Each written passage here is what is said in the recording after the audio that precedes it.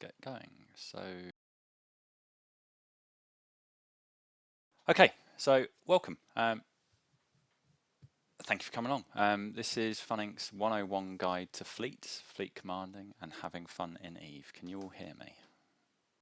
Yes. Affirmative. Yes, perfect. That's the main thing. Okay, so that's my snazzy introductory slide. I'm hoping that everybody can see it. It should say 101 guide to fleets, FCing, and having fun in Eve. My name's Keacte. Let's get down to it now. Okay, so I am going to talk to you today about fleet commanding, or FCing as it's more widely known. Fleeting up and getting good, all whilst having fun in EVE Online. So hopefully during the course of this presentation you will get to know me a bit and understand the benefits of FCs, FCing, and in the process, who knows, by the end of the presentation you might actually get the urge to FC. That's the hope. During the course of this presentation, I'm hoping that you'll gain an understanding about what a fleet is, what makes up a fleet, and why each and every one of you can lead a fleet if you follow some basic steps. Now, I'm also going to open FUN.inc's equivalent of Pandora's box and share with you some of our handy hints and tips for running a totally awesome fleet, even if I do say so myself. Now, later on, I will also introduce you to the FUN.inc NPSI community gateway, of which I'm the founder, and show each and every one of you how to get involved in NPSI. I'm hoping that this presentation will be around an hour, but it could last a little bit longer, possibly about an hour and 5. I'll do a Q&A at the end for you to ask any questions, so if you could just save questions until the end, that would be really appreciated. You can put them in Discord on the Bravo chat by all means. So just to let you know, as you clearly are aware, I'm streaming this live on Twitch, so for people who have any questions but don't want to be on the stream, please just ask on Discord. At the end of the presentation, we'll take a bit of a break for 15 minutes, and after the break and Q&A session, we'll go and form up a fleet from G to 4-4 to Rome, and hope to go and kill a few billion in ships. That's the anticipated action. Now, what this class is not going to be is how to FC. How and what targets to call, what doctrines to fly, and how to beat opponents or win fights. This class is about giving you a framework. This is to develop your fleet. Think of it as like a guide or a checklist or task list to help ensure that you give yourself as best a possible chance to run a successful fleet every time. Now, you could think of it, and I like to think of it as like an FC's toolkit for success. Now, I've hidden some Easter eggs, so keep your eyes peeled. Okay, so that's the plan. Let's get on to it. First of all, just a few introductions about me to put myself into the wider context of EVE, and it's a fairly standard slide. Who am I? My name's Keacte. It's pronounced Keacte. I'm the CEO of FUN.inc and Principal FC, and I'm the General Tinkerer of the Corp.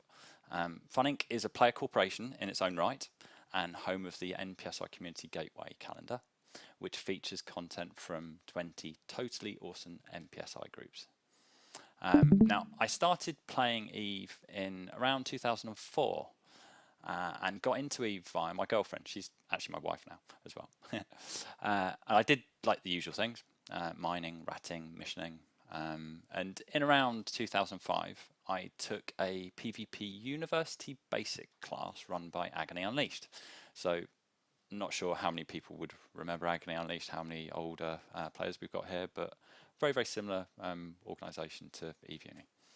And since then I've been hooked on PvP. Now, I joined Agony Unleashed in 2009.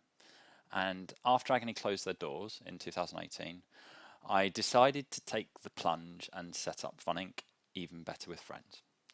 Now, we're actually going to be celebrating our 5th birthday in April next year. I can't believe how quickly it's gone. It's mad, really. It's been a crazy roller coaster. Now, since 2018, we've run in the region of 1,000 NPSI gangs for the NPSI community. So Early last year, I set up the community gateway and have had nearly 65,000 visits to the website, and in the process have advertised many hundreds, probably thousands actually, of fleets via our really active, friendly Discord community. I can see a couple of you actually joining now, so welcome. And in August this year, we were actually awarded EVE partner status. And one noteworthy point, we are the only NPSI EVE partner group in existence currently. In addition to the corporation and the NPSI community, I'm also the alliance lead for the Ancients, which is the one true active NPSI alliance in EVE. I'm a veteran of 6 alliance tournaments, 4 as a line member and 2 as the captain for the Ancients. For those of you that watched any of the footage of the trials this year, for the Alliance Tournament trials, we were actually the team that got semi-ridiculed for warping battleships at 0 and winning. It was completely intended. That was exactly what we wanted to do, and it was 100% our intention to do it. So sucks to be those commentators when they got it wrong. We got through to the final day of the trials, eventually got getting knocked out in the last day's redemption arc on day 4, and we narrowly missed out on the finals. Outside of game, but still within the sphere of EVE, I was interviewed live on CCP TV at FanFest this year. I've also completed a player presentation at FanFest on NPSI, unsurprisingly. And I also coordinated the NPSI community meetup in Reykjavik, which we raised £1,300 for Children's Hospital in Reykjavik. And also, just the final point on this slide, I was also top 20 CSM 17 candidate. And somewhere along the line, I believe it was Marek, I've ended up talking to you about FCing, fleets, and having fun, and the business of serious internet spaceships. So thanks again, Marek, for the invite. I know it's taken about 15 months for me to actually get this sorted. Now, in real life, I'm a 40-something tea-drinking, Guinness-drinking local government worker based just out of London. I love internet spaceships, I love spreadsheets, I love feedback forms, KPI statistics, and trying to give a little bit back to the community that I actually love. Outside of spaceships, I love Metallica, I play the guitar, I do some woodworking and writing and recording my own music. Some of you may also recognise me from Twitch. I'm quite a bad streamer in all fairness. Okay, so you know a little bit about me. You're all here to find out about Fleet and Fleet Command, about FCing and Fleet Command. So before we kick off, just want to add some T's and C's, caveats and warnings. I suck at EVE. Although I've played EVE for a long time, and although I actually FC a lot, FCing wise, I'm not the best FC that you'll come across, and I'm not the worst FC that you'll come across. But it is a big but. What I lack of in ability and skill, I make up in fun per hour and passion in what I do. And I think that is worth a lot. So before I push into the meatier part of the presentation, I just want to touch on how and why I started FCing. So I started FCing during the latter part of my time in Agony Unleashed. And it's kind of bittersweet looking back. It was at a time when if somebody didn't step up to do a fleet, people would not log in. Now, depending on how long you've played EVE for, and how many times you've been around the block if you're returning, so on and so forth, you're going to be potentially familiar with this scenario. Now, if a content creator doesn't, or an FC doesn't log in, then people don't log in. And so in the process, those same people end up complaining that there is no content. And then those same people end up leaving EVE. Now, what you have to understand is that content creators in EVE are incredibly valuable. EVE needs, and I'm pretty sure you'll all agree with me on this, EVE needs people. People to fly with, left channel and people to shoot at, people to shoot you, and people to kill. And also the people that you need to run away from, obviously. But the cut and thrust of it is that although I do FC, I kind of stumbled into it. And once I got over that initial kind of, oh my God, oh my God, oh my God kind of mentality, Fleet Command is actually, I'll be honest with you, it's a doddle. 95% of it is, I should clarify. The other 5% is usually fighting or reshipping, and that's the bare bone facts. Now, for me, FCing now is my reason to log in and play. It gives me satisfaction, it gives me collaboration, it gives me fun, it gives me learning. All these things that are super important. So I've told you a bit about why I started FCing, but let's look at the benefits of FCing to the individual. So it's a super way to hone your skill set and to develop confidence at PvP. No matter what size of the fleet, fleet commanding is a great way to learn. Game mechanics, tactics, psychology even, situational awareness and adapting under pressure. And in the process of fleet commanding, you'll make new friendships from within the community. And it's also a fantastic way to develop a network of awesome people and awesome pilots and people that you can rely on to roam with, effectively creating a solid group of pilots for PvP. Now, that alone will keep you logging in time and time and time again. And fleet commanding for me, it was a huge step forward. I'd kind of been a passenger for so long in EVE, and taking that next step to FC and FCing fleets has, without a shadow of a doubt, it's been the most rewarding aspect of the last 18 years of playing EVE for me. It's 18 years. I'm only 42, so that's like 44, 45% of my life at the end of the day. So apologies for like being significantly 42. Anyway, had to get that number in. Fleet commanding is a great way, it's a great pathway for your own personal development in EVE, and you'll be amazed at how many things overlap into, when I say this, I mean actual real life. Now, for those of you that saw my presentation at FanFest, you're going to recognise a couple of these slides. But they remain completely relevant for this presentation. So I've added them into this presentation. So let's take a look.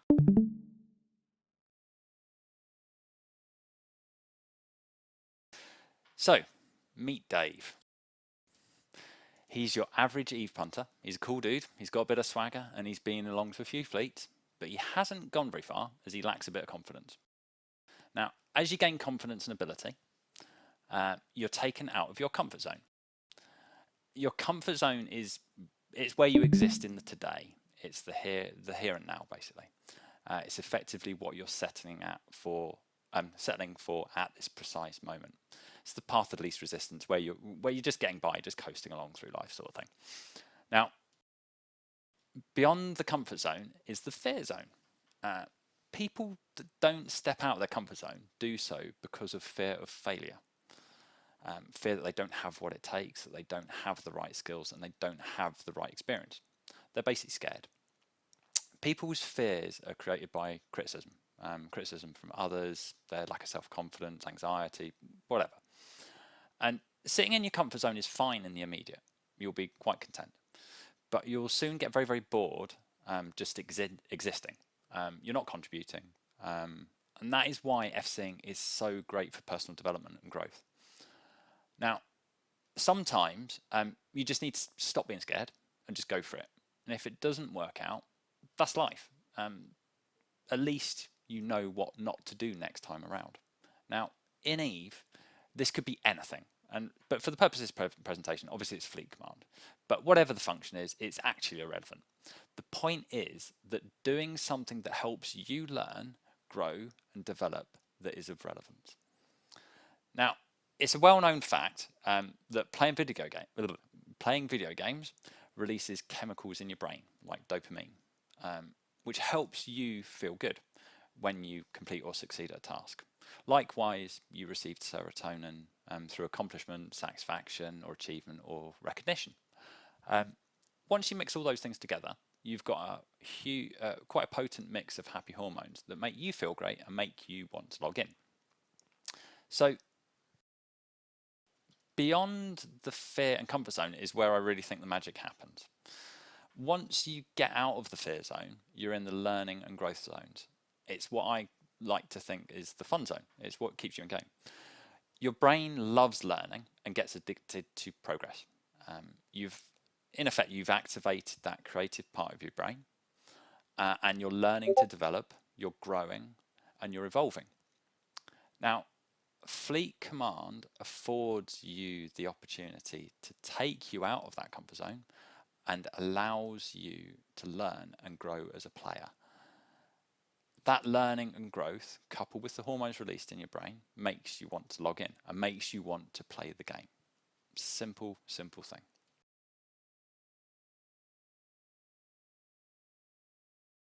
Okay, so just going to continue with this ever so slight derailment. Take a look at Kolb's 1984 model on experience-based learning. It's represented by a 4-stage learning cycle, whereby effective learning only occurs when all stages of the model are executed. In effect, you have the experience, you reflect on the experience, you learn from the experience, and then you practice what you've learned whilst experiencing the experience. And yes, I did manage to squeeze a sentence in with experience in about 10 times there. Now, it's fairly obvious when you think about it. In Eve and Fleet Command, it's very much the same. Effectively, you would form a fleet, you would fight, you would reflect, you would learn, you would gain confidence, you gain ability. You then have another fight, you reflect, you learn, you gain confidence, you gain ability, and so on. It's self-perpetuating. So I know I've slightly sidetracked from Fleet Command, but I just really wanted to demonstrate how in isolation Fleet Command can be incredibly daunting, and I acknowledge that it can be incredibly daunting, but at the same time it can actually be incredibly rewarding in terms of your own personal development and experience-based learning, both in and out of the game. Okay, so before we move on, I'm going to start with a really, really basic question that everyone who has seen like Star Wars or any spaceship type film or whatever, they will kind of know the answer to, and that is, what is a fleet? Now, the definition of a fleet is a group of ships sailing together, engaged in the same activity or under the same ownership, or a large group moving or operating together. The common thing that both of these definitions have is that they operate together. They're in effect, they're in unison and in harmony. Now, for the purpose of this class, obviously, I haven't differentiated between the different types of fleet. As in Eve, there are numerous types of fleet. But for the purpose of this class, I will be focusing on PvPs because they're the best fleets. At its most basic level, Fleet Command is simply moving your gang through space and making sure that all of your gang members are shooting the same target. It's pretty simple. PvP fleets in Eve have kept me in this game, not just for the content, but for the collaboration, the social, the learning, the coordination, and the teamwork. So we've looked at the very basic concepts as to what a PvP fleet is. But why would we lead fleets into combat? Now, as I've alluded to earlier, fleet commanders are needed for several reasons. When you take a fleet out to fight, you are creating content for people at a variety of levels. Yourself, the players you're fighting, and your fleet mates. But it actually goes way far deeper than that. Because Eve is driven by player-created content and player interactions, PvP pilots need ships. Ships are built by people, from minerals that are mined by people, and so on. So PvP actually drives much of the economy in Eve through industry and microtransactions within Eve. And if there is no one there to lead fleets and gangs, there is no PvP content. And if there is no content creators or content, people get bored and people will invariably leave. So it's a self-perpetuating cycle, like I said earlier, one which just by having an FC and content creator can easily be resolved. Now, the second reason you should lead a fleet, and I've already touched on this, is to develop and expand your knowledge of PvP. if you want to develop and expand on on your PvP skills for the game, commanding a fleet is something you should look at doing. Now, I acknowledge 100% that it might not be your cup of tea, and it isn't for everybody. But either way, it's a very, very rewarding experience. I personally think everyone should try to FC at least once. Guarantee there will be a percentage of you that will, I guarantee, will get hooked, and you won't look back. Okay, so we've looked at why fleets are needed to create content and the desire to log in, but what is the goal of a fleet? Now, this is one of the hardest parts of commanding a fleet, actually, and it is why are you running the fleet and what it is that your fleet is setting out to do. The goals and objectives determine what type of fleet you might bring to the party, and by association dictate what type of fights you can take and to ensure a victory. Now, every fleet must have a goal, be it as simply as trying to find fights and to kill all the things. This ensures that you know what your fleet is looking to achieve, and how best to tailor your fleet to achieving these goals. Now, every fleet that I run has a very, very simple goal, and the simple goal of destroying as much ISK as possible, to have fun in the process, while trying to fly an FC to the best of my ability, and to bring as much content to the community and fleet members that are in fleet with me. Now, basically, when I form a fleet, what I'm looking to do is pretty simple. It's pretty explosions. I like blowing things up. It's pretty simple. I don't differentiate. I don't target particular, people or alliances or whatever. I try and kill all the things I can. Now, I've prepped a little thing which the guys on the stream will be able to hear, but the guys unfortunately on Discord you won't be able to hear. So we're at about 21 minutes into the stream. So if you want to go back and have a look at the stream, by all means, have a look see. But here you go. Enjoy.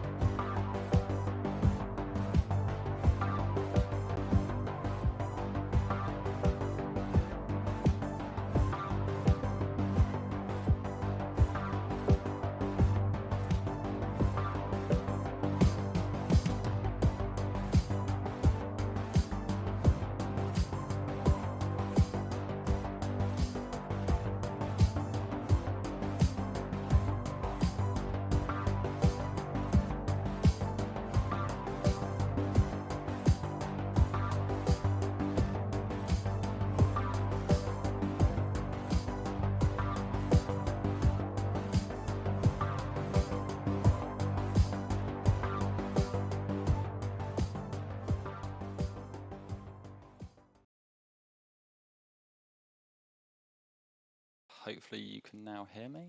I'm hoping. Yes. Sweet, perfect. Okay, so just moving on to the next slide. If you were watching the stream, you would have hopefully heard the music. If you didn't, obviously if not, you wouldn't have heard the music otherwise, but you can buy me. It's a song that I've written myself. So that's basically FUN.inc making spaceships go boom. Now,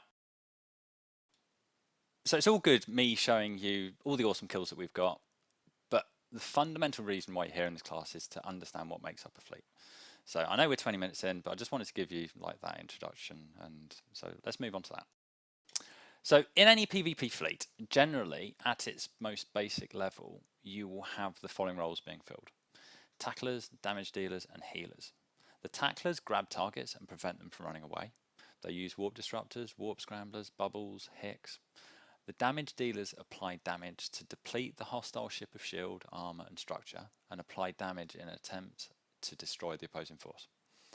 Healers prevent tacklers and damage dealers from dying horribly in a ball of fire, basically. There are other roles, but this is the most basic level requirements. Aside from those basic roles, what other roles can be filled? So I'm going to touch on these now. As mentioned, you have the tacklers, damage dealers, and healers. In a basic fleet, you have the FC, the backup FC, the scouts and skirmishers, and fleet members that watch 360 and local. I've included a section for support pilots, and these are people that bring along more niche ships that perform a specific role within a fleet, like an interdictor, a busher, or a logi, for example. Now, as fleets scale up, there is more need for more advanced components. These are nice to have in the fleet. More advanced roles could include like the executive officer, e-war officer, and so on. Now, I could talk to you all day about the merits of having an intel officer, scanning custom Discord channels for fights, gangs, and also the value in having a rear guard and so on. However, for the purpose of this presentation, I'm going to concentrate on the most basic roles. Now, some of these roles, such as the XO, e-war officer, probe duty, drone duty, rear guard, intel officer, and so on, they're optional roles that provide added value to your fleet, and they are optional depending on the size and purpose of the gang. So let's look at the basic non-asterisked roles. So let's look at what an FC is, or fleet commander is. Now the FC, the fleet commander or boss, that is the overall content creator, the person who is in charge. Now this is the person that will probably be, probably for the most part, have the most to say before, during and after any gang. They're responsible for the mission, the objective, the goal, the coordination, ship composition, doctrine, and overall movement of the fleet. And the FC uses the tools available to them, which include people, to develop a destination and purpose for the fleet. Now, as I said earlier, the objective on my fleet is to kill stuff and get fights and have fun. Other FCs might have different objectives. It could be defensive, it could be offensive, strategic, and so on. It really depends on the situation. The FC controls fleet movement, when to jump, hold, align, and when to decloak, and they also manage the skirmishers, the scouts, and they process all of the data collected, basing their decisions on that data.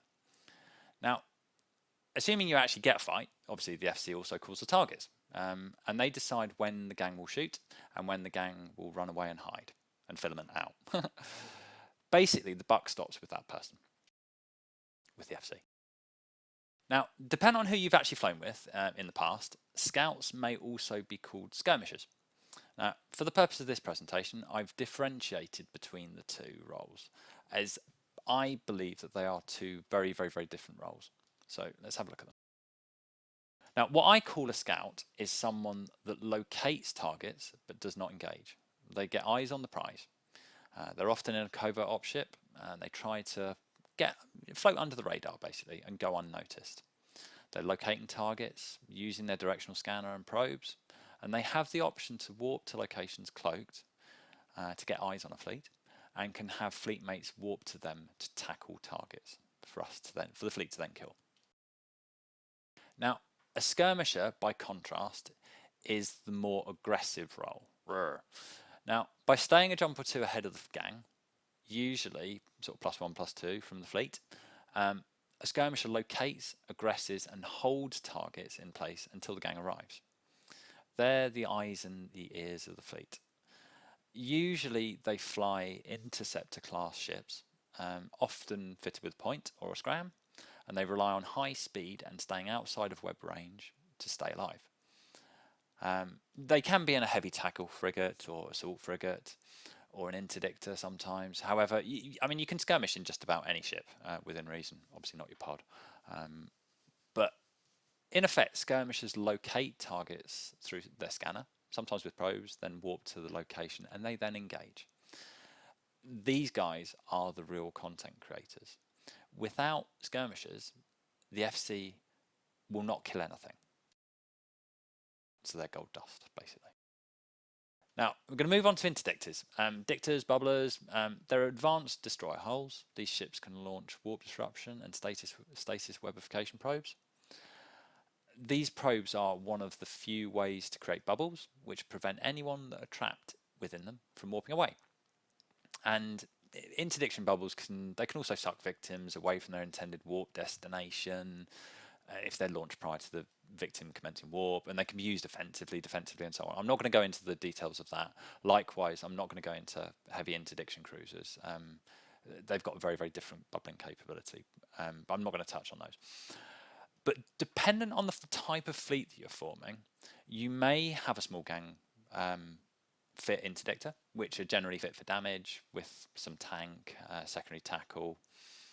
And for a fleet dictor, where the addition of the interdictor DPS is not important, they often fit a cloak and possibly even probes to increase the chance of remaining on the field and allow the pilot to bubble hostile fleets when the FC needs.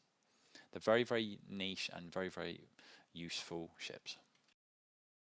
Now, command destroyers, or Bouches as they're commonly known. These are T2 destroyers designed for fleet support. They can fit 1 or 2 command bursts. There's just some information there on the burst that they can actually fit, thus making them the only subcruiser class hull to use command bursts. Their other defining feature is the ability to fit a micro jump field generator. And once a boost is actually activated, the ship has the ability to move surrounding ships and objects that within a 6 kilometer range with them, and that includes drones, fighters, bombs, warp disruption probes, basically 100 kilometers away. Now, I'm not going to cover Bouches, but let me just say it's a fine art, and just don't scram targets, don't bump the Bouche, and you'll be golden. Like Logi is life, Bouches are life too. Moving on nicely into Logi. Logistics refers to ships and modules that provide remote repair support to other ships. Logistics ships in EVE are similar to the healer character classes that you find in other MMOs. They usually assist their fleet mates by restoring hit points during battle, basically. Logi pilots in a fleet, they're responsible for using remote shield or armor repairers to keep their friends alive. Sometimes they're enemies as well. Usually this means that other fleet members will use the fleet window in game to broadcast for shields and armor whenever needed. The reason logistics ships are included within fleet operations is so that the damage dealer can focus on their role. So by having a dedicated logistics wing, the combat orientated ships within the fleet, they can focus on damage application and they can focus on dealing damage rather than fitting for repairs. So they can optimize their fits for damage. Now, the biggest benefit of a squad of logistics ships is their ability to focus all of their remote repair modules on a single target. And by contrast, a fleet with no Logi relies on the individual to repair itself. So Logi is life, a category is life. Now, when I talk about other support pilots, this is where you kind of look to the force multipliers. These are specialized ships, and whilst not strictly required or necessary for every fleet, these support pilots often bring electronic warfare to act as a force multiplier. So they bring things like target painters, sensor dampeners, weapon disruption, missile guidance, disruptors, jams, and so on. E-War itself decreases the enemy's effectiveness in battle using electronics-based modules, and it's deadly without always dealing any direct damage, and it can make a fleet several times more dangerous than it otherwise would be. Indeed, it can actually make a deadly fleet effectively useless. If you've watched the Alliance tournament this year, we've had scripted damps and so on and so forth, so it's been a huge change up, and that, you know, that is a perfect example. Now, there are 4 basic kinds of electronic warfare. Electronic countermeasures, ECM or jams, weapon disruption, tracking or guidance disruption, remote sensor damps obviously, and target paint. Now, I've included, there's one final role that I've actually included, and that comes in the form of a combat prober. Now, it's not obviously E-War, however, it is a force multiplier. It is a specialized role, and it is a support pilot, so I thought it was the perfect place to put it. Now, a combat prober, this can come in the form of a number of ships. It could be a probing interceptor, they are things, probing interdictor, probing T3D, and a cloaky prober.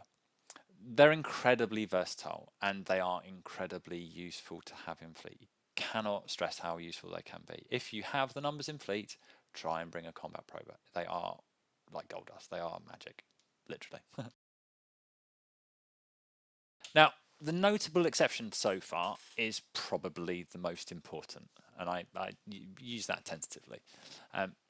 DPS. Without DPS, you don't really have a fleet. Well, I should clarify and say you have a fleet, you've got tacklers, you've got dictators, you've got boosters, you've got some logi, but you've got nothing to kill them with. You could kill them with your awesome wit or something, but that's not really going to kill them.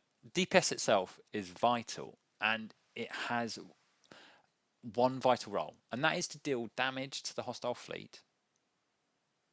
Now, I'm not going to go into every type of weapon system in EVE. You can pick that up on, I believe, the weapon system training course, I think it's called. Clarity, just check that in the Discord channel, that'd be handy. But needless to say, you need to balance the support pilots, the skirmishers, and so on, so that you have sufficient support pilots to DPS in a fleet for the fleet to actually be viable. So you don't want to over logi, over support pilots, and so on and so forth. You need to balance it accordingly. Missed the prompt. It's the weapons system training course, I believe it's called. Oh, no problem. Perfect. That's the one. I couldn't remember the exact name. There you go. Anna Diane. Thank you. Good lad. Now, so you formed your fleet. You're about to head out. You need to think about the critical roles now. These are the things that will make your fleet run well.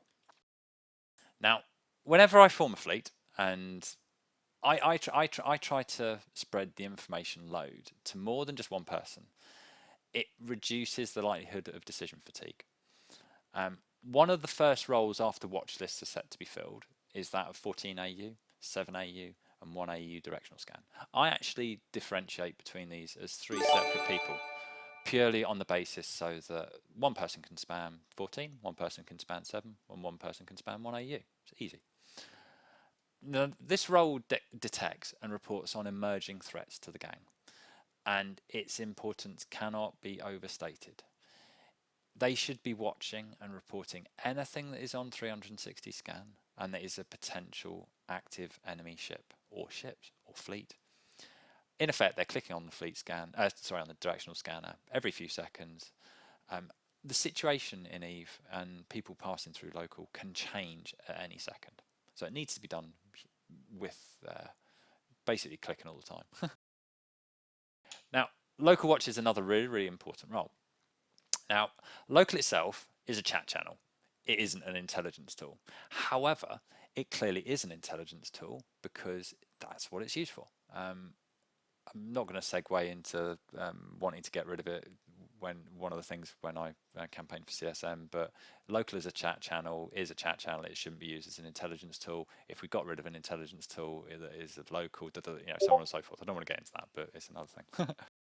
Now, in effect, local tells you how many people are in the system that you're currently situated in. And every time you jump from system to system to system, local will update. So any people that come into the system will increment or decrement the local count. Someone watching local will report on system spikes and changes in local. That role, or this role, alerts the FC to changes in the local situation, which is essential for managing both targets and the safety of the gang. And that's the critical reason why we use it. Now, I've got one final slide for this section, and it's how to be a good fleet member, which is super important. And I'm going to just whiz through these. Clearly, it's take a role.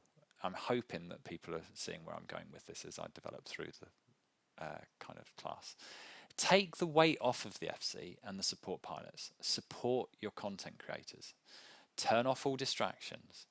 The FC really does not want to have to repeat orders 3, 4, 5, sometimes 6 times because you're watching YouTube or playing with your mobile phone. So listen, follow orders. It's a simple thing. Be your own pilot. The only thing that the FC cannot do is pilot your ship. Yes, they can warp you off, but they can't pilot your ship. You have to do that. Now the next one is not a bugbear of mine, but it's something that I believe everybody that is in a fleet should definitely take heed of. Don't backseat drive. All it's going to do is annoy the FC and the other fleet members, and it's, in all fairness, it's pretty disrespectful. So just don't do it. It erodes the FC's confidence. If you erode an FC's confidence, they're not going to FC. Now, I would counter any backseat driver. If you want to backseat, you post the fleet if you think you can do better. Now, I know that sounds sort of a bit melodramatic, but I'm definitely a believer in that. So in effect, support your FCs, turn up to fleets, get active, get involved, and support the content creators. Without FCs, Eve is pretty dull.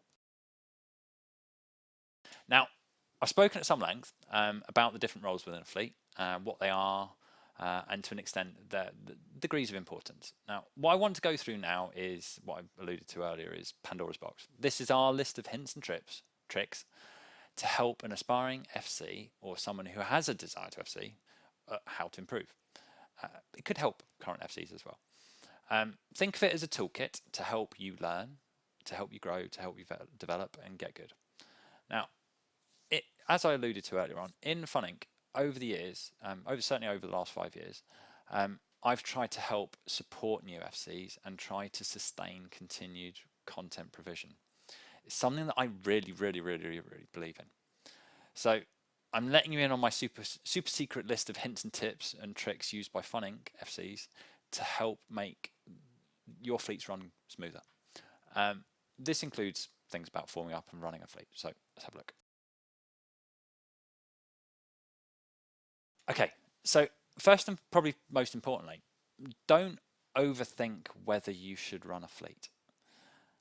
Fleet commanding, along with some of the roles that I've mentioned, they're arguably some of the most fun that you will have in the game. Now, as I've mentioned earlier, I've played this game for 18 years. How do you think I'm still playing this game? It's because I do the things that I enjoy, and I focus on doing what motivates me as a player. One of those things is FCing. Being blunt now, hitting F1 is not fun. Leading a fleet is. Skirmishing is. Flying a dictator is. Performing logi. What do you notice about these roles? In effect, they're above and beyond the traditional line member role, and they offer added value to the individual and also the people you fly with. So don't overthink whether you should run a fleet. Just do it, I say.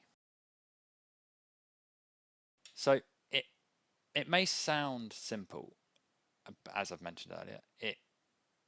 Support all content creators. I see it time and time again. There are veteran FCs, they get high numbers in fleet. New FCs get lower numbers.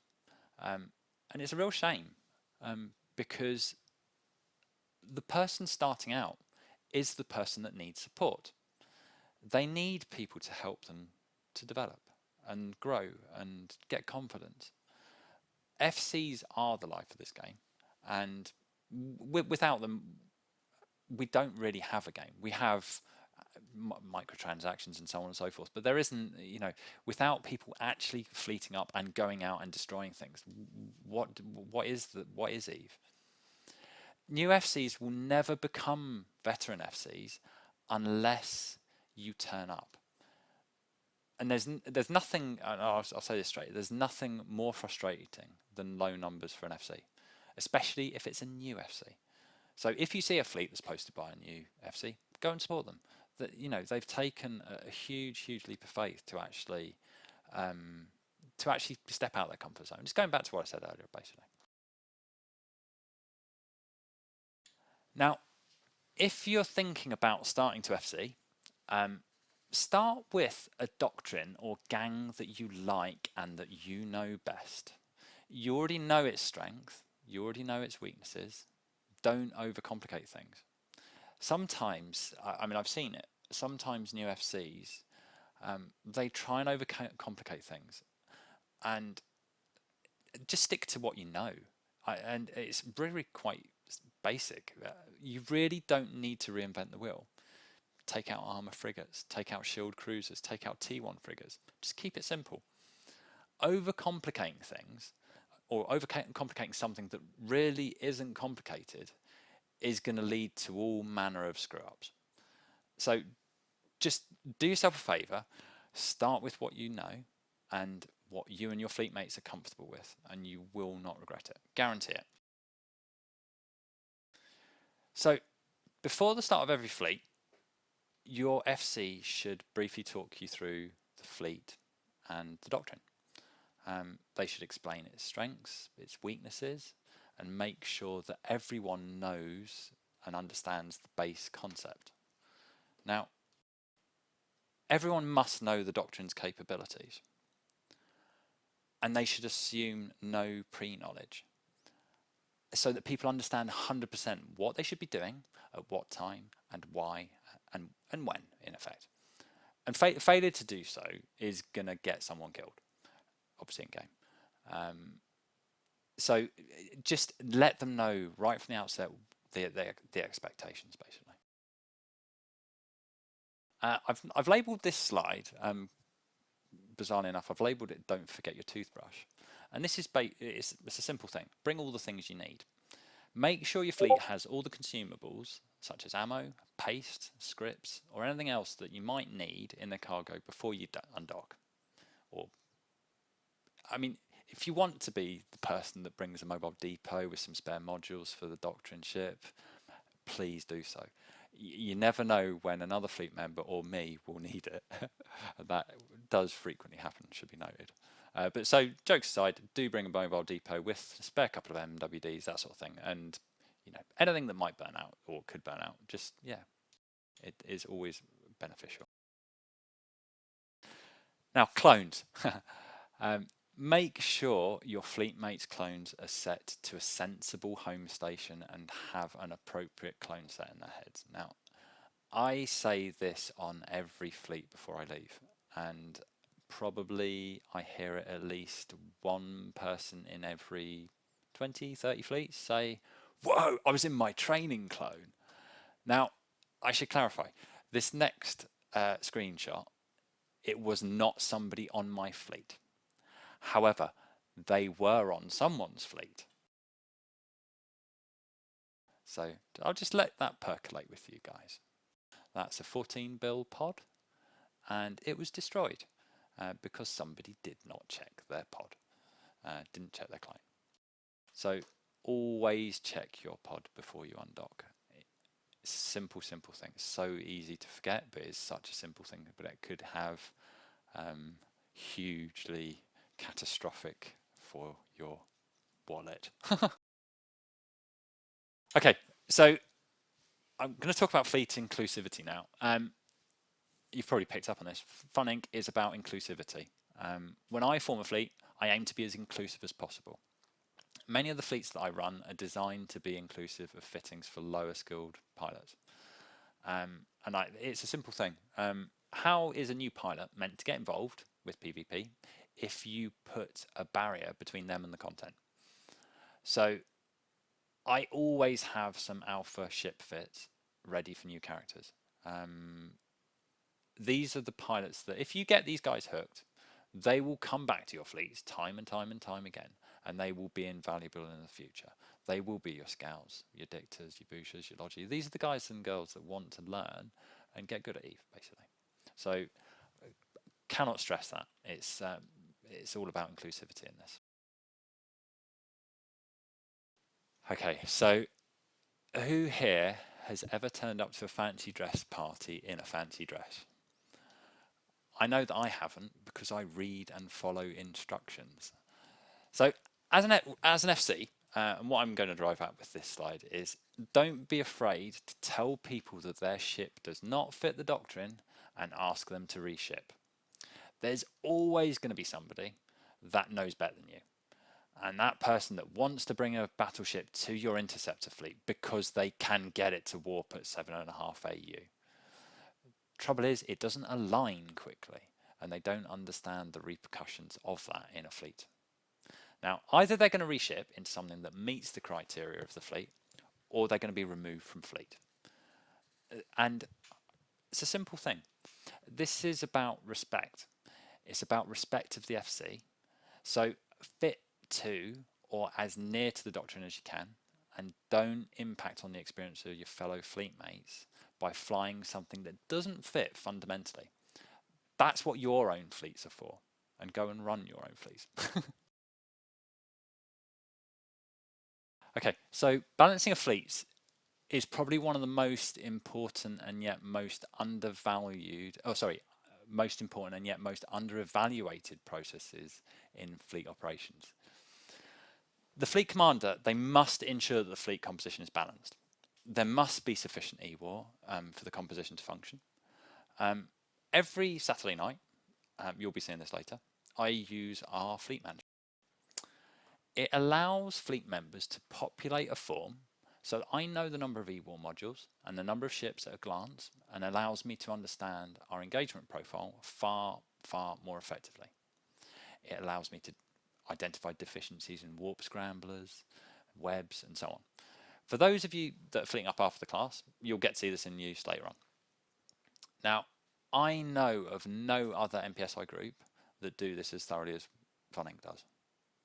I would challenge it and say probably I would be surprised if any corp does. Possibly, maybe. Say if otherwise. So forming the fleet is where the real fun begins. You've got your objectives and you start taking the invites. That's the crucial part of the fleet process, ensuring that the fleet has all the roles filled.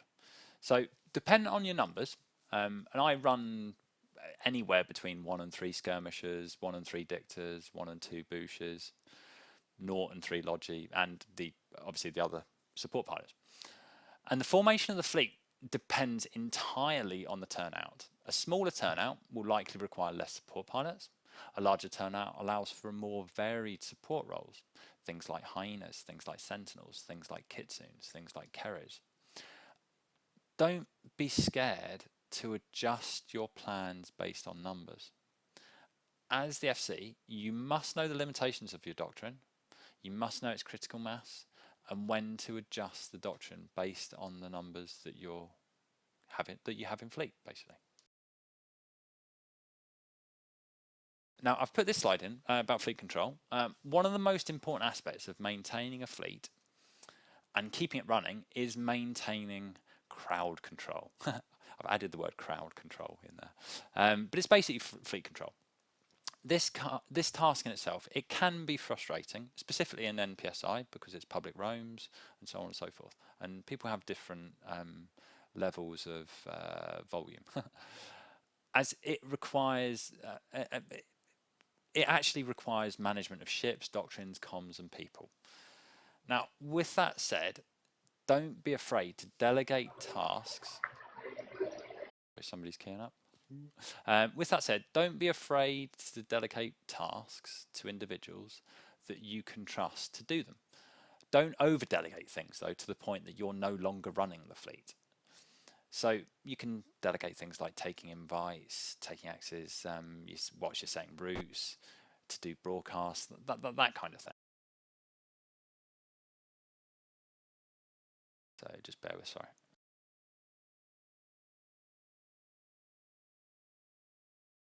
Okay, so next slide. As an FC, you need to know your game style. Some fleets are looking for like easy kills and they can't hold grid if anything tries to counter them. And other fleets are just looking for fights. Both are valid fleet concepts and they have their own unique style of combat. People that have flown with me will know or may have heard I fly incredibly quickly. I cover many regions on one roam and I don't stay still in one place for long. Some other people prefer to camp gates. It's down to the individual. But respect the FC and their decision and their desire to undertake whatever game style that they wish to deliver. Some people prefer camping, some people prefer roaming, but you need to do what motivates you. And that's really important. Because if you're motivated by it, you will log in. It goes back to what I said earlier. Now, fleet management, and this is like super important. Decision fatigue is real. Now, decision fatigue is, if you were to look it up, difficulty in making a good decision experience as a result of a number of decisions one needs to take. It's basically, FCing is not a simple thing. That's why not everyone does it. It's a multi-layered thing and it's forever changing. Having an FC as fresh as possible as you enter a fight, it's really important. So A fresh FC is focused and they're a sharp target caller. Anything else is suboptimal. So assist the FC by assisting with the management of the fleet and help improve the overall experience and outcome. So I'm just going to have a sip of tea. It's better. Always have a backup FC planned and agreed.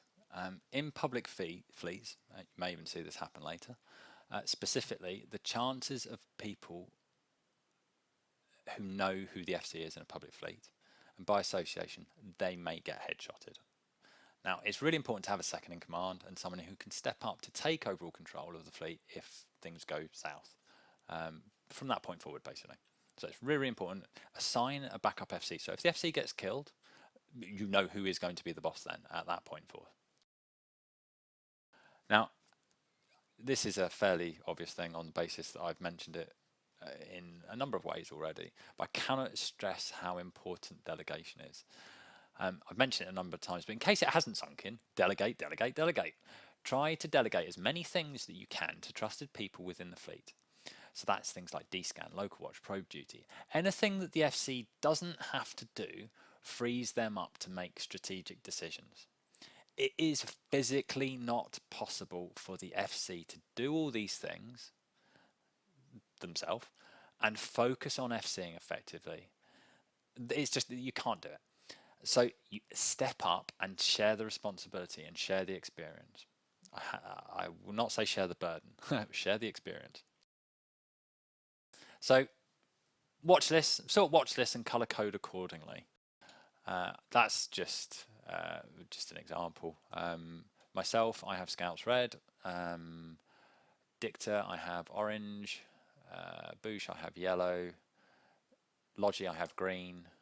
You can do it any, as long as you can easily differentiate between. Make sure that you know who the primary scout is, and make sure that everyone has them on the watch list. I actually reload the message of the day with critical roles. So if anybody disconnects, they can then just reconnect and they can add those members back to the watch list, because otherwise you get 20 people, if they all disconnect at the same time, saying who's the scout, who's the dictator, who's the so on and so forth, who's on the watch list. If you reload the message of the day, it's there. People don't need to ask.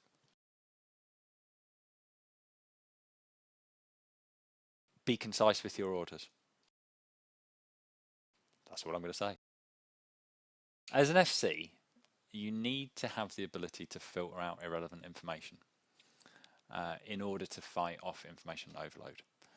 Now, when faced with any decision, we mentally place all those choices into our decision-making filter. Our filter separates the unwanted choices from the wanted choices, and this makes our decisions easier. Now, as I stated earlier, just a couple of slides back, decision fatigue is real. Just think about the choices that you've made to get here today.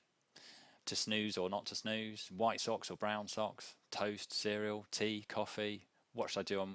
What should I work on first? Which email should I respond to first? What do I do for lunch? What do I do for dinner? From the moment that you actually wake up to the moment that you fall asleep, we ask our brains to guide us in the best possible way, always hoping to end up making the right decision. And with each decision that you make, our ability to effectively make the right decision actually decreases. It helps if the FC can build up a good network of trusted skirmishers to rely on, because they will give you filtered, clear, concise and relevant recon. So when I try an FC, I try to rely on those people. I understand their recon, I understand their temperament, and it makes my life easier. This is a fairly simple slide. Learn to listen to recon reports and build up mental maps in your mind in order to second guess other FCs. If you can build up a mental map in your mind of where your skirmishers are, where the opposition force is, and how to get out if you need to, you're going to thrive as an FC. Having the ability to understand warp distances, times, bubble mechanics, aggression mechanics is essential. And having the ability to formulate plans quickly on the fly is essential. Cannot overstate that. Now, I'm an advocate of .lan. I always have .lan open. I always know your movements and your exit strategies and my attack strategy. Having a map open will help you engage your brain strategically, and it will help you also learn the regions. Now, I've included this slide because it's important to regroup in advance of any engagement. It's a simple case of strength in numbers. If you're going to burn 20 odd jumps through null, your fleet might get spread out by 2 or 3 jumps. So if you try to regroup before taking any engagement and just slow the fleet down so that you arrive together with the full DPS you set out with all at the same time. It also serves the purpose of slowing the momentum and the adrenaline of the fleet in order to take the engagement in your time. It's very, very important to take any engagement under your terms. You don't want to jump into a fleet that's set up at kiting range in 20 caracals. It's silly, so don't do it. Now, don't choke when you're FC. The worst FC is the FC that doesn't say anything and freezes. The absolute worst mistake an FC can make is, sorry, the worst mistake an FC can do is by not making any decision at all, is to do nothing. Any action is better than no action at all. Mistakes kill ships, silence kills fleets. Choking can come in a number of ways. It could be hesitation, or just plainly, I've been on fleets where it's just tumbleweed from the FC.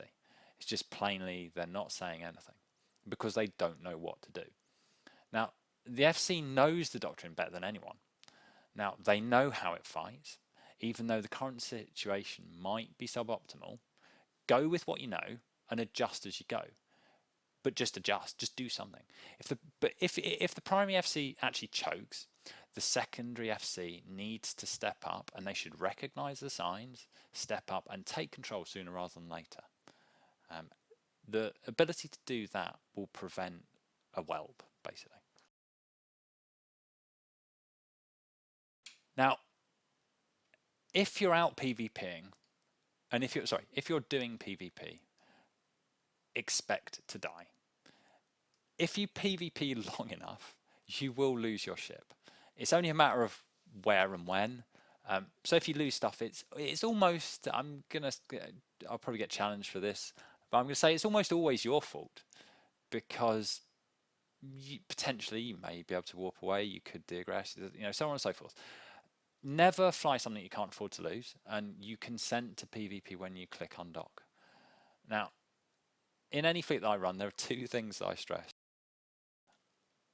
I do not need a blow-by-blow account of your untimely death, so please try to die quietly. I always joke with that, but in all fairness, I've been on fleets where I've got, I'm bleeding into structure, I'm doing this. It really doesn't matter. Strategically, it doesn't impact on anyone other than yourself. It might be if it's lodgy, so on and so forth, but I'll come on this. I'll come on to this in a bit.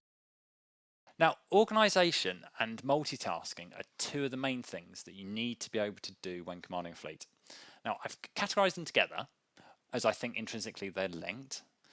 If you're organised and have your support pilots and a thorough understanding as to your objectives, you're going to succeed.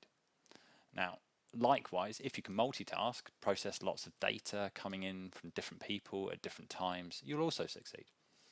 Multitasking creates efficiency.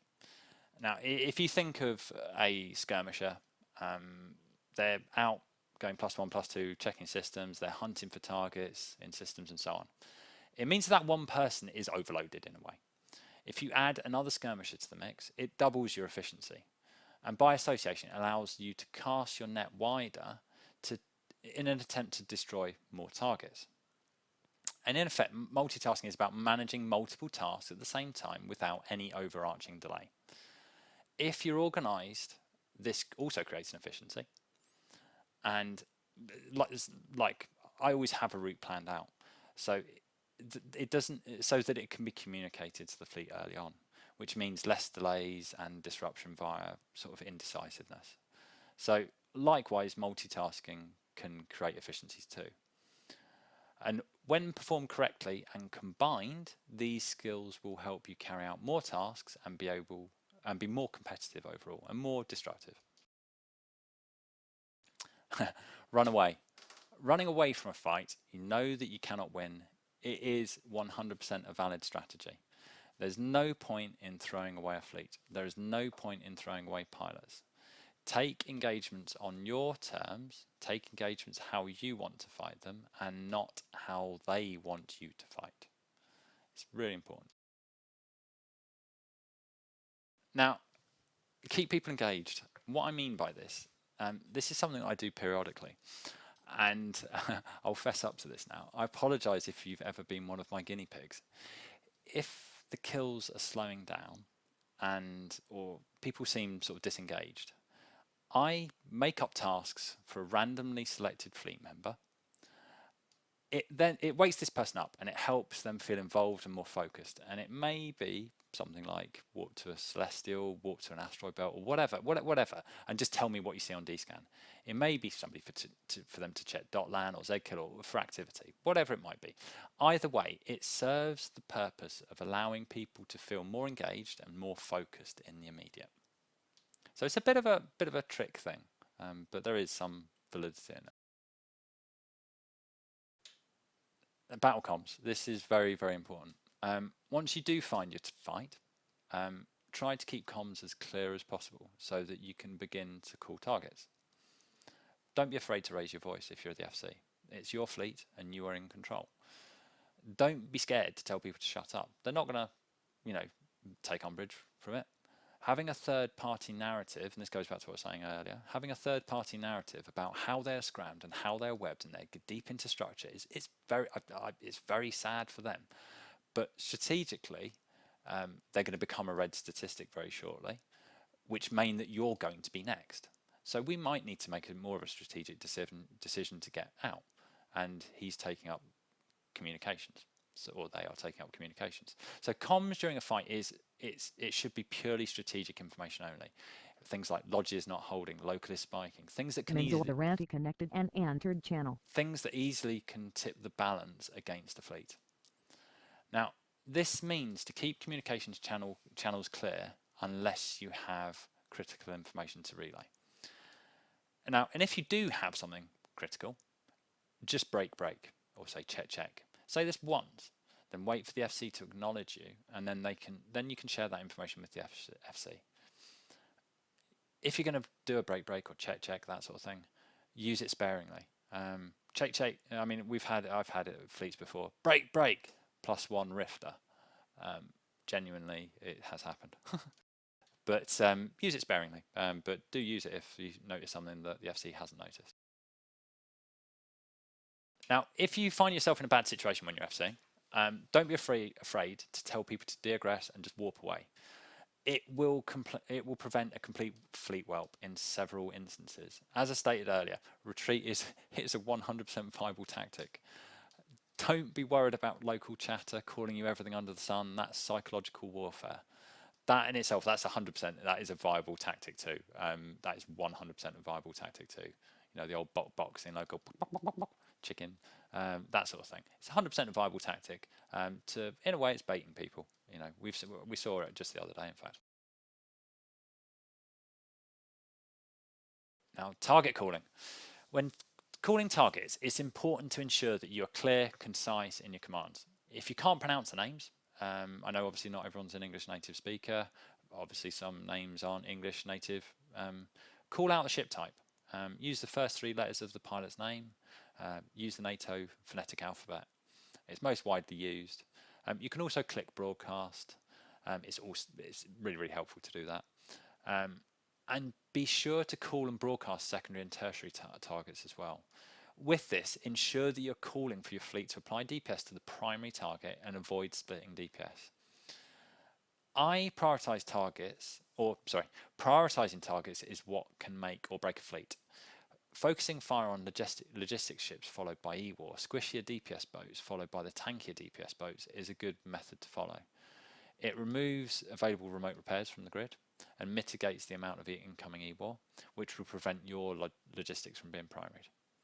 Don't just focus on high value targets because it's expensive. If it means removing other ships from the grid first, take care of that. And if more logistics ships become present on the grid, they will need to be mitigated more rapidly. So go back to logistics, then E-War, then squishy, then tanky, and then you'll keep on racking up the kills that way. So when on grid, make sure you are repeating your commands 2 or 3 times so that everybody is on the correct target. It's very, very important. Another really simple slide. Don't spread your damage. Put all your DPS on the primary target, called by the FC. Trying to kill 2 ships at the same time by halving your DPS application will lead to more time spent killing those ships, trying to kill those ships rather, which will lead to more deaths. Do yourself and the FC a favour. Load the appropriate ammo, stay on the primary target until such time that it's dead, and then switch to the secondary. It's really, really, really, really important. Every time someone in fleet that is not the FC says jump, a small piece of me dies. We've all seen it, the jump memes, and in all fairness, although people cringe, it's 100% accurate. So many targets have been scared off by people just not listening and reacting to the word jump without it being used by the FC. So when you're in fleet, try to learn to moderate your language. Listen to the instructions and listen to the FC, and don't use the jump word unless you're the FC. I know it sounds a bit cranky sort of saying it, and people cringe at, it's only a word, but honestly, it's so frustrating for skirmishers. If you're in a system hunting down a target and somebody takes the gate, it's pretty soul destroying at times. Now, so I've spoken at length about hints and tricks to help an aspiring FC or someone who has a desire to FC as how to improve. It's a lot to take in. I acknowledge that, and I know, just checking the time, we're running quite a bit late now, unfortunately. If I were you, and to take anything away from this class, take the following 10 tips and critically evaluate how you would adapt them to enable you to become a more confident FC or a confident FC. I'm an advocate of keeping things simple and sticking to what you know in an attempt to get good at delivering something. For me, that is fast roaming small to medium gang content. Take all the tools that you need and be sure to fly with an appropriate ship and clone for every roam. Be inclusive for everyone. Don't turn away people. Allow them to adapt and to evolve and help you to adapt and evolve. And this is really, really important. Skill points are not a barrier to enjoyment in EVE, and don't let anyone say otherwise. It's very, very, seems simple, but it's honestly, skill points are not a barrier to enjoyment. Be sure that you have a balanced fleet. Be sure that you control at all times and it has a clear objective. Even if you take it at the most basic level, kill everything. Filter information and delegate tasks, but enjoy it when you do and have fun. Okay, so we're nearly getting through this. We've covered a huge amount of top level detail and ideas for an aspiring FC. Good one, Risan. Or somebody that wants to FC. Onward to this point, which is the most important part of the presentation, did you spot the Easter eggs? Now, they actually, a few of them you will have.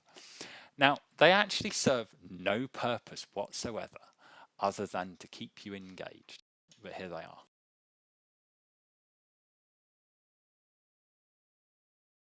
Hopefully you saw all of them. Who knows whether you did or not. It's just a bit of fun. But anyway. Now, just coming into the last few slides. So we've spoken about a lot of things, but I want to cover a few final things on movement on grid, how to find content, and how to make this fun for everyone. Now, movement on grid is a fine art. Don't overcomplicate. Keep instructions simple, use broadcast, repeat orders, and be clear and concise. Now, I have a lot of bookmarks.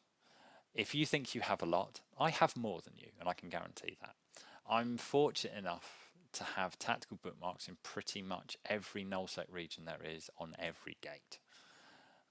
So when I'm on grid, I use these bookmarks to pounce on prey, to move quickly using fast hit and run techniques for mini warps, multiple warps, booshes, bubbles, to gain an advantage on people. And I try to capitalize on ships that may be out of place or isolated, left behind, in order to force an engagement.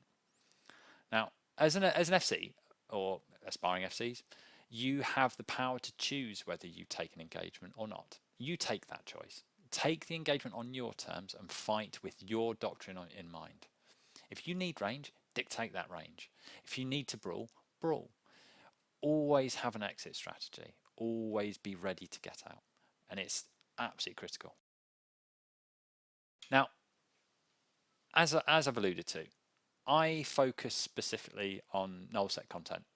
Some people do low-sec, some people do, whatever. Now, for the purpose of this presentation, I've focused on it. Finding content in EVE Online, it's a fine art, and I pride myself on having the ability to sniff out a fight. That's why over the last 200 roams using the fleet doctrine that we're flying tonight, we destroy on average 6 billion ISK per roam. I've got a post-it note with it all on in fairness, and our average is 6 bill, and that's every roam. So far we've actually destroyed about 1.2 trillion ISK using this doctrine. I use a combination of tools to find content. EVE Scout, it allows me to get into Thera quickly, look for targets, filaments, also allow you to get behind enemy lines without being detected really, really quickly. Thera, going back to Thera, it allows you to advance into systems to catch people ratting, mining, missioning, where they're feeling safer. This is all likelihood means that they can be less cautious and drop their guard. That's where we pounce. I look for busy systems with ratting, with mining, with movement between systems. I also look for staging systems for people, for Frat, for Goons, for Horde, for Brave, for EVE Uni. I used to frequent PC9 very, very regularly. I've got an awesome video from about 10 years ago I will share with you. And looking for positive NPC deltas where there may be more ratting in the last couple of hours or last hour, for example. I use zkill to look for content, to see where the fights are happening, to look for hotspots, to look for fights.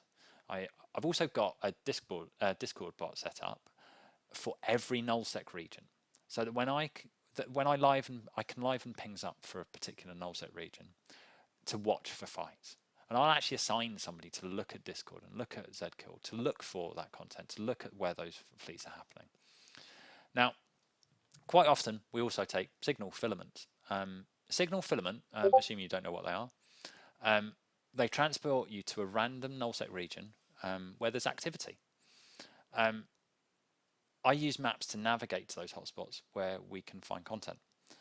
Now, sometimes it doesn't go to plan, but if you use a combination of the above tools, you will, to a degree, you will find content without too much stress. I guarantee it. Now, I excluded the detail in this slide from the previous slide, as NPSI is a whole separate entity. Thank you, Resan. NPSI, or Not Purple Shoot It, quite simply is fleeting up with the mentality of, if you're not with me, you're against me. So broadly speaking, in EVE, this means that anyone that is in your fleet who by default appear as purple on your overview and brackets is your friend, and everything else is a valid target that you can shoot. NPSI, as it stands, it's content on demand. Now, as I mentioned earlier, I'm the founder of the NPSI community calendar, community gateway calendar. So this is a little plug for our calendar in a way. We host 20 NPSI groups and advertise their PvP content. We've also obviously got EVE Unis classes for PvP content as well, for PvP classes. If you want to get into PvP, go to EBWF-eve.online/NPSI calendar. It'll be on the next slide. Fleets are listed by time, the startup location, and by each different group. And you can see the groups at the top. There's almost always something going on. This is a monthly view of October. It's a slightly out of date. And there are also other views to find content you may want. Now, we're actually in the process of, I say we, it's not me that's doing it. We're in the process of designing the website and so on. And hoping to have something up in the first quarter of 2023 in time for our second anniversary. The second anniversary of the calendar, the fifth anniversary of the Corp. There's an agenda view and also a day-to-day view. Now, here's a little video. Those of you that watch the Alliance tournament might well recognise it. Those of you on the stream will hear the sound. Those of you not on the stream in Discord, go and have a look at the stream afterwards and you'll see it. I'll probably link it as well anyway later.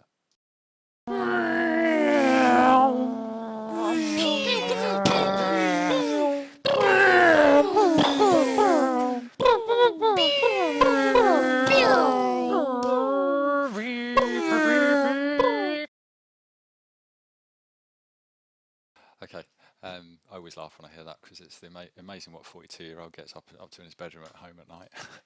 You have to go and watch the video. Now, this final slide, it's in my eyes, it's the most important in the slide deck. And I know we're 86 slides down or however many. This is how to make it fun. And these are the absolute cornerstones of it. Get people involved. An engaged fleet member is a fleet member that will come back time and time again. They will log in. They will come for a fleet. They will support your FCs. If you create a welcome and supportive environment, FCs that make you feel welcome and create that welcome environment for them will make you log in time and time again. Guarantee it, 100%. Fleets where you, that was the last slide, fleets where you actually fly a ship and have a degree of freedom to excel in piloting will get people to come back time and time again. Value your fleet members. Fleet members that feel valued will give them the drive to come back for more. And FCs that are supported will log in time and time again because they are getting that support.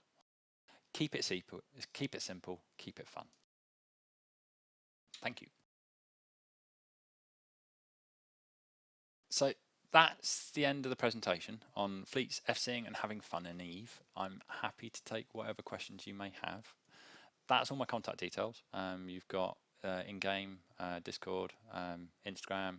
That's our public channel down bottom left, and Twitter and our website. If you want to reach out, there's all my details. Ask away if you've got any questions in Discord. Just pop it into Discord. After the Q&A session, we're at 47 now, 1947, 45, something like that, I believe. We'll take a short break and then we'll go out on a roam. So it'll probably be about 2000, I believe. Probably go out for a roam, I think, something like that. Anyway, let's. If anybody's got any questions, just ask away.